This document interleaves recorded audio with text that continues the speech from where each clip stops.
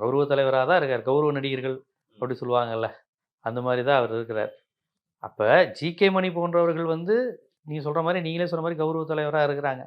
ஆனால் தீர்மானிக்கிற இடத்துல அன்புமணி தான் இருக்கிறாங்க. என்ன பிரச்சனையாயிருச்சுன்னா, மருத்துவர் ஐயாவினுடைய ரத்தம், அவருடைய வாரிசு, அவருக்கு கட்டுப்படணுங்கிற மாதிரி கட்சியை பழகிட்டாங்க.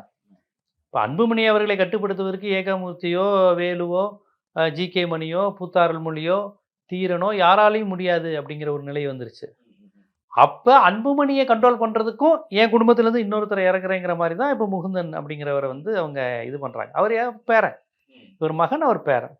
அப்போ அன்புமணியை கண்ட்ரோல் பண்ணணும் ராமதாஸ் அவர்களுக்கு. தான் பையனாகவே இருந்தாலும் நிறைய இடத்துல நம்ம பேச கேட்க மாட்டேங்கிறாப்புலங்கிறப்ப கண்ட்ரோல் பண்ணணும். அதே சமயம் வேற யாருக்கும் அந்த வாய்ப்பு வந்துடக்கூடாது. அன்புமணியை கண்ட்ரோல் பண்ணுற இடத்துல வேற ஒரு வன்னியர் தலைவர் வந்துடக்கூடாது அப்படிங்கிற பிளானில் தான் பேரணியே இறக்குவோம் அந்த இளைஞரணி பொறுப்பு அப்படின்னு.